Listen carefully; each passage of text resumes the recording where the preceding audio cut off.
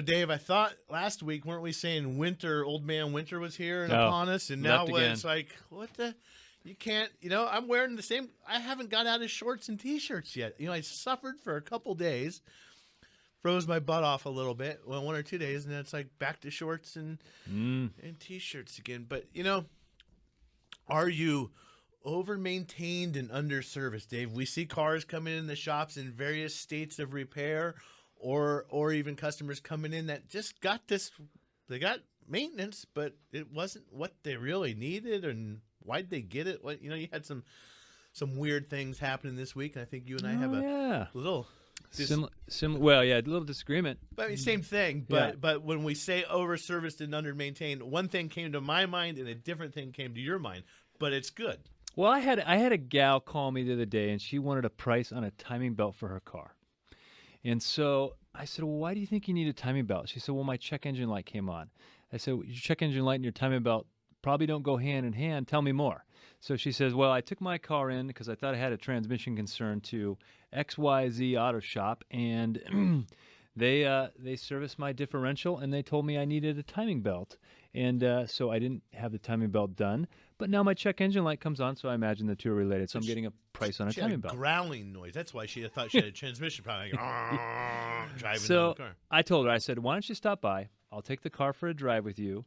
We can see what's going on with it, and I'll plug into it and see why your check engine light is on, and then we'll schedule an appointment for you to come back. And she said, okay, great. So she came down because it was really intrigued me. Why do you think you need a timing belt, and how do we get off so far on this?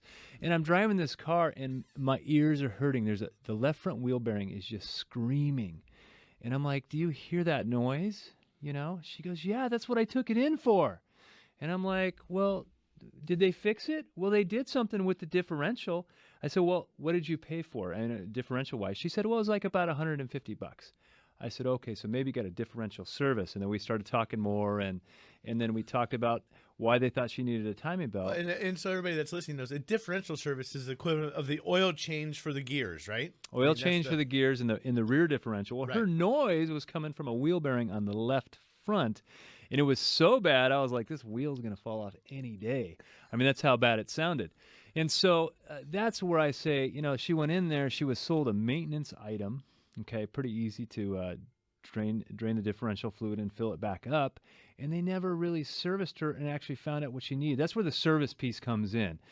You go in there needing something, and if they recommend you the wrong thing because they didn't take the time and the due diligence to understand your problems, you were underserviced, but you were over-maintained. Yeah, you got more maintenance than you needed, but you didn't get the service that you needed. Well, you know what? And maybe we talk about the customer service, but maybe they never even test drove the car. I mean, we do those Better Business Bureau cases, and you look at the in and out mileage. They've got this complex problem. The documentation is the car was driven 1 mile. Come on. I mean, so maybe, they had to have heard that noise if they even bothered to test drive the car, right? And you couldn't even miss it. And they recommended the timing belt based off of mileage, but I popped the hood with her, and I said, well, here's what's going on. Here's when your timing belt. So whoever did it last actually made the little note, hey, this is when the timing belt was done. So you're not quite even due yet for a timing belt. And the reason that your check engine light is on is because you got an evaporative emission coat. Could be a gas cap thing. Could be a leak at the fuel tank. That's what we're going to have to figure out. But we got to take care of that wheel bearing before your wheel comes off. So when we were talking about this before the show, we came up with, we were trying to figure out what we're going to talk about, some of our experiences in the shop this week. And it comes partly from interviewing some technicians, and when you interview people, they're looking for jobs. You get to hear all the dirt. I mean, they're just, just singing like the choir boy, so to speak.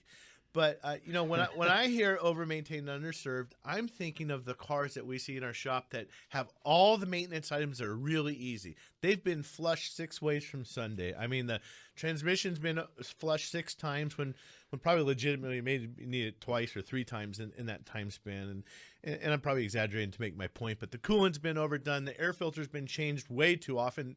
Way more than even needs to be checked. It's changed, but all the gravy, we call it, has been done because that's all that certain shops do. But then you talk to the customer and you're like, we need to do a valve adjustment, and I can't imagine. I always do all my maintenance, and And it's because they're going to a shop that only sells you and only does the things that they know how to do. So the real maintenance work, I mean, we see them. All the fluids are great. The air filters are pure as the driven white snow. Cabin air filter. The car smells good. It's got that shiny detail stuff all over the engine because it gets all this servicing every 3,000 miles at the car wash. But the valves are rattling crazy. The belt tensioner's making noise. The CV boots are flinging boogers everywhere. Grease under under the car. So the car hasn't been serviced. It hasn't been properly taken care of. And so I think it's important when you're choosing your shop, you want to go to a shop that can really take care of the whole car. Well, one of the things that maybe as a consumer you don't realize is there is different grades of technicians and technical skills. And you probably know that. I mean, in everything, there's people that have been doing it a long time and people that just started and that kind of thing. But, we've got A, B, and C technicians. And some shops only have C technicians. That's their top-tier technician. And those are going to be found more at some of your service-type, in-and-out, quick service-type stations. So if anything ever goes wrong, there's really nobody that can fix it. It's not like you're at the hospital. We got 5 different kinds of doctors on call that we can call in if we have an issue. Mm-hmm. There's no one there that can do that. So that's where they're going to do all the things that a C technician can do. Because when I started out, my first job at 16 changing engine oil, I was certainly like a D technician. I needed someone to show me the ropes. This is how tight you make the drain plug. This is how you put on the oil filter. All that stuff, so but there was technicians nearby kind of looking over me, watching over me, that kind of thing. But they didn't give me anything complex. They just gave me the easy stuff that was below the pay grade of the master guy, And that's okay if the jobs are being supervised, like in an apprenticeship type program. Mm-hmm. I mean, that's what we try to do in our shops is have the guys that can oversee things. But then it's different when you have the shop that's just what they've got. Well, you got nothing but apprentices. Yeah. Servicing cars. So yeah, all the fluid is clean, but you can service things and great it's a little bit of a placebo effect when you roll into the quickie shop all the time. You're like, oh, I take care of everything on the car. Anything it needs, I get. Needs an air filter, I get it. They do everything they know how to do. Everything they know how to do, but it is a placebo because it is a sugar pill, and you think your car's in great shape, and then when I see people and their car broke down for the first time, they're like, this car's been great up till now, and I do all the stuff I'm supposed to do. Why is it broken? Well, if you just go in for quickie oil changes, what are some of the things that might get missed? You said valve adjustments. Well, yeah, that's a huge one. That's a big one that people forget about. Is valve adjustments. Part of the problem is, well, one, a lot of shops just don't do that kind of work. They want the quick maintenance type of things. But the manufacturers, some of the note says adjust valves if noisy. Well, we're not finding they get noisy when they get loose. The problem is they're not getting loose; they're getting tight.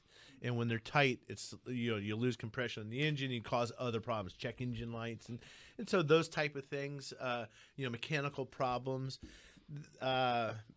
That's probably the biggest maintenance item, Dave. We see where the CV boots are leaking and such like that. But the other problem is, like we talked about this, your air filter does not need to be checked every single time it goes to the shop.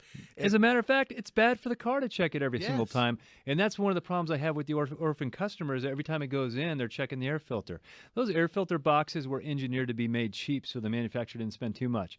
So if you take them on and off all the time, the paperclip bends so many times before it breaks. It's gonna break, absolutely. And these are screws. I mean, they get put in, and then maybe we get a little overzealous with our little electric impact and rattle that thing a little too many times, and that air boot bends too much, or whatever the components are. But if you're doing unnecessary steps, it's not good for the car either. For sure.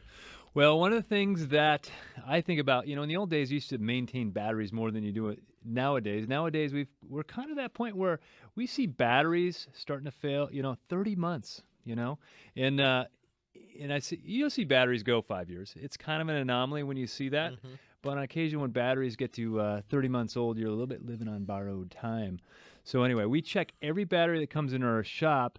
Not because it doesn't still start the car, but when a battery is weak, it starts to cause other electrical issues in your car. In some of these cars, there's 15, 20 modules that run different things, whether it be the stability control or the airbags or the ABS or whatever it may be. those things won't work right if we don't have the right voltage in the system.